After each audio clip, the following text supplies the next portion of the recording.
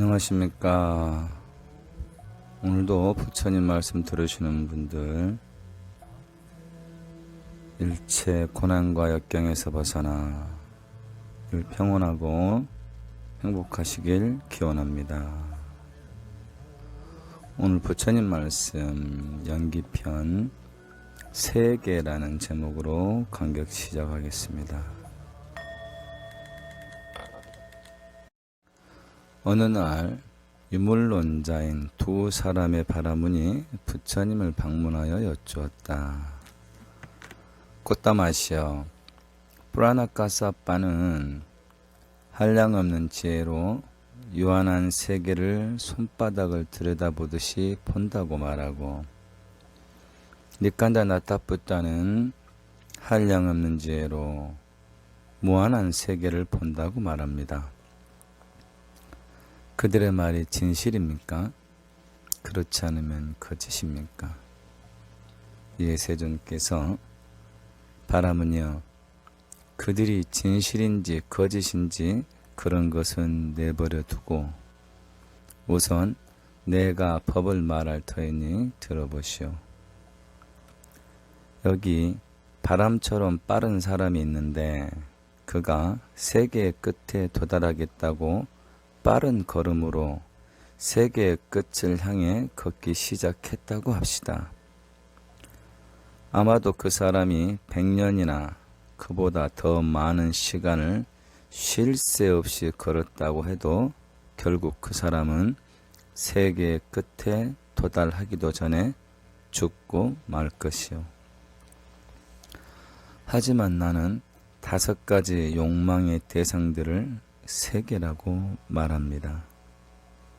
눈으로 본 것들, 귀로 들어온 소리들, 코로 맡은 냄새들, 혀로 맛본 그런 것들, 몸으로 느낀 그런 촉감들 가운데 매혹적이고 쾌락적이고 사랑스럽고 가지고 싶은 것에 대하여 탐욕으로 얽매인 모습들이 바로 내가 말하는 세계입니다. 바라문이여, 이런 까닭으로 나는 세계의 끝은 알 수도 없고 갈 수도 없다고 말합니다. 그렇지만 또 한편으로는 세계의 끝을 가지 않고서는 고통을 끝낼 수도 없다고 말하는 것이요. 우리가 이 오온으로 느끼는 오욕락의 세계를 진정한 세계라고 표현하신 말씀 같습니다. 세계의 발생과 소멸에 관한 구절 또 한편 읽어보겠습니다. 부처님께서 비구들에게 말씀하셨다. 내가 너희에게 세계의 발생과 소멸에 대하여 말하겠다. 눈과 대상에 따라 안식이 발생한다. 눈과 대상과 안식, 이 세 가지가 함께 어우러진 것이 촉이다. 촉에 의하여 감각이 생기고 감각에 의지하여 욕망이 생긴다. 욕망에 의하여 집착이 생기고 집착에 의하여 존재의 상태를 불러온다. 존재의 상태는 태어남을 낳는다. 태어남에 의해 늙고 죽음, 슬픔, 걱정, 고통, 좌절 등에 빠져들게 된다. 이것이 세계의 발생이다. 귀가 소리를 만나고 코가 냄새를 대하며 혀가 맛을 만나고 몸이 촉감을 대하고 뜻이 보고 듣고 냄새를 맡고 감촉을 느끼는 것들에 대하여 분별하는 것에서도 마찬가지다. 자바암경 제8장에 나와 있는 말인데요. 실제로 이 12연기법을 다루는 건데 이 12연기법에 의해서 우리가 느끼는 세상이 열리고 또 닫힐 수도 있다는 것을 말씀하시는 겁니다. 일체유심조의 도리를 이 연기법에 의해서 설명을 하자면은 우리가 세상사 마음먹기에 달려있다 이렇게들 알고 있는데, 좀 광범위하게 연기를 설명하면요, 내가 그리는 대로 세상이 펼쳐진다라는 것이죠. 예. 똑같은 상황인데 어떤 사람은 퇴골심을 내고 어떤 사람은 용맹심을 내고 각 자기가 처한 상황에 따라 달리 마음을 낼 수밖에 없는데요. 이렇게 해서 어떤 상황이건 우리가 법대로 풀어가려고 하는 어떤 용맹심을 냈을 때 결코 우리에게 고난과 역경 따위로 끝나지는 않을 것이다 라는 그런 생각이 듭니다. 세계의 끝이라는 제목으로 또 한번 읽어보겠습니다. 부처님께서 기원정사에 계실 때 로이따사가 여쭈었다. 세존이시여, 우리가 더 이상 태어나지 않을 수도 있고 우리가 더 이상 늙지 않을 수도 있으며 우리가 더 이상 병들지 않을 수도 있고 우리가 더 이상 죽지 않을 수 있는 그런 세계가 있습니까? 그런 세계가 있다면 우리가 그 세계를 알 수 있고 그런 세계를 볼 수도 있으며 그런 세계에 도달할 수도 있습니까? 세존께서 이르시길, 내 너에게 더 이상 생로병사가 없는 세계의 끝을 직접 가보지 않고서도 알 수 있고 볼 수 있고 도달할 수 있게 할 수가 있다. 세존이시여, 지금 그 말씀이야말로 참으로 귀하고 놀라운 일입니다. 우리가 세계의 끝까지 가보지 않고서도 생로병사가 없는 세계를 알 수도 있고 또 그곳에 도달할 수도 있다고 하시니 그 길을 말씀해 주십시오. 네, 분명히 밝히지만 세계의 끝에 도달하지 않고서는 고통을 끝낼 수는 없느니라. 그렇기는 하지만 이 6자밖에 안 되는 작은 몸에서 지각과 사고를 따라 그런 세계를 말하노라. 그와 마찬가지로 이 6자밖에 되지 않는 작은 몸에서 지각과 사고를 따라 세계의 발생이 있게 되고 세계의 끝에 도달할 수 있으며 세계의 끝에 도달할 수 있는 길을 닦을 수 있느니라. 자바암경 제49장에 나와 있는 말씀입니다. 이 앞구절 세계의 발생과 소멸의 연장선인 것 같습니다. 그렇게 이해하시면 되고요. 세계는 공이라는 제목으로 또 한번 읽어보겠습니다. 부처님께서 기원정사에 계실 때 사미띠가 여쭈었다. 세존이시여, 세계는 텅 빈 공이라 하시니 어떤 것을 세계의 공이라 하시나이까? 세존께서 이르시길, 눈이 공이요 영원히 변하지 않는다고 말하는 법도 공이며 내 것이라는 것도 공이다. 이는 본바탕이 그렇기 때문에 눈이 사물을 보고 느끼는 감각인 즐거움이나 괴로움 또는 즐겁지도 괴롭지도 않은 것 역시 공이니라. 귀와 코와 혀와 몸과 뜻에서 있어서도 마찬가지니라. 자바암경 제9장에 나와 있는 간단한 문장이었습니다. 공사상에 대해서는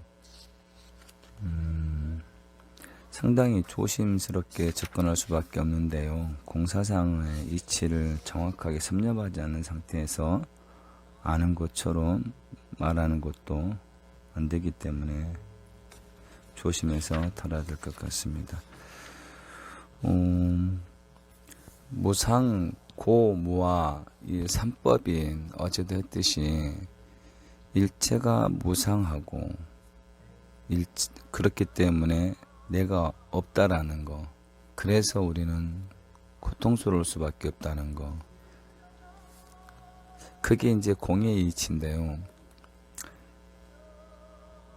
재행이 무상하다는 것은 시절 인연에 따라서 그 형태를 취해서 존재하다가 늘 변하면서 시절 인연에 따라서 소멸됩니다.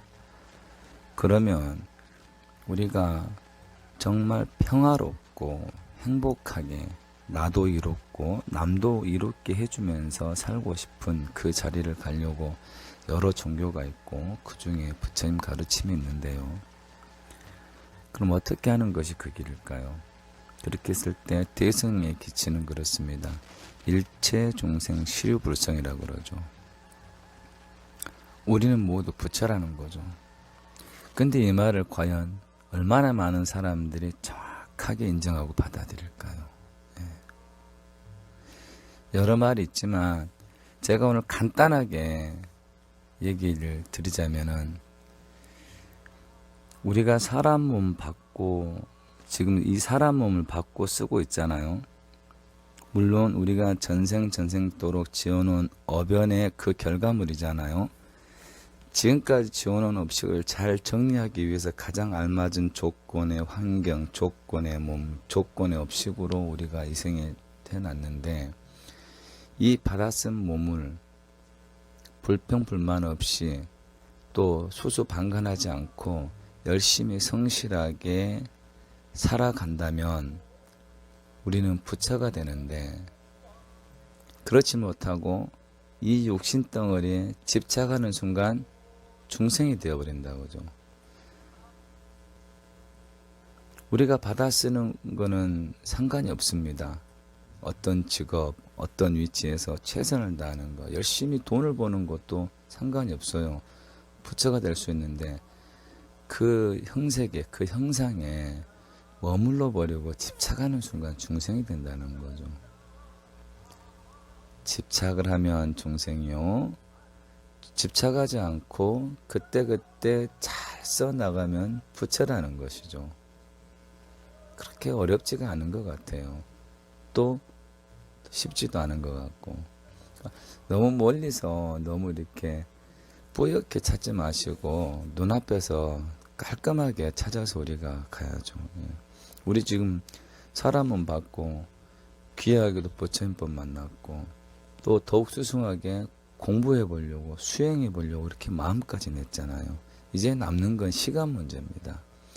이 마음이 물러나지만 않는다면, 이 마음이 퇴색되지만 않는다면 우리가 부처되는 건 시간 문제입니다. 다시 우리가 부처임을 정확하게 알아차리는 건 시간 문제입니다. 왜? 여러분들한테는 또 저한테는 훌륭한 도반이 있지 않습니까? 내가 얼마나 복되고 귀한 삶을 살아가는 존재인지 일깨워주는 내 옆에는 우리 수승한 자손 행자실 도반들이 있지 않습니까? 그렇게 받아들이시면 좋을 것 같습니다. 오늘 부처님 말씀 여기서 마무리하고요. 내가 꿈꾸는 세상 한 구절 읽어보겠습니다. 오늘은 말의 감성편인데요.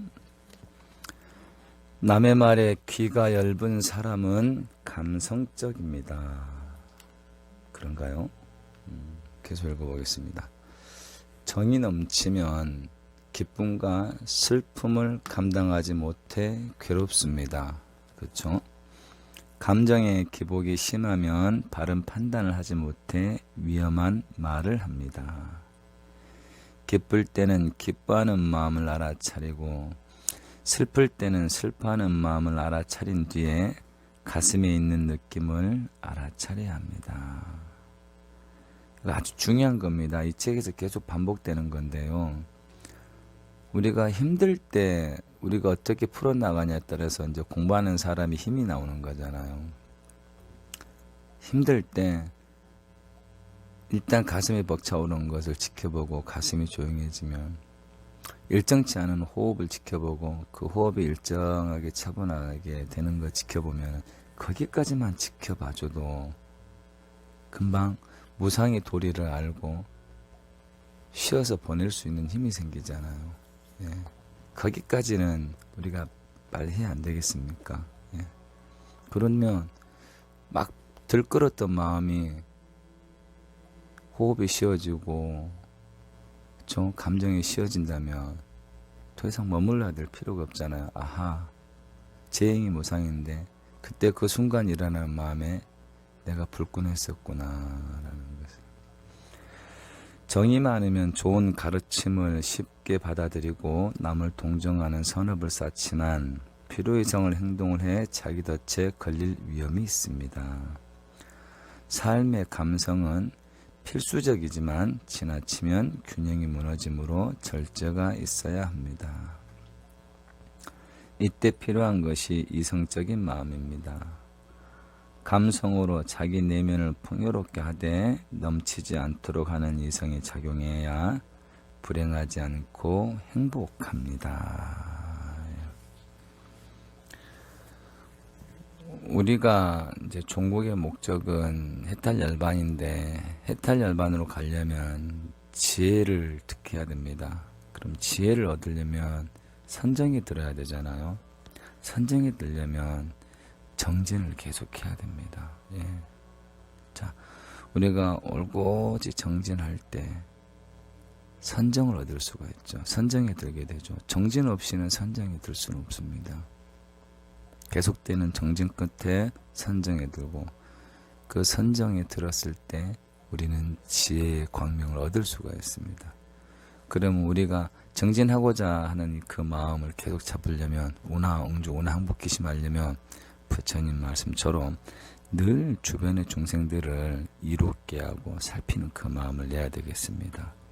낸다는 마음 없이 그렇게 그렇게 오늘 하루도 복된 하루, 선업 증장되는 하루 되시겠습니다. 건강하시고 행복하십시오.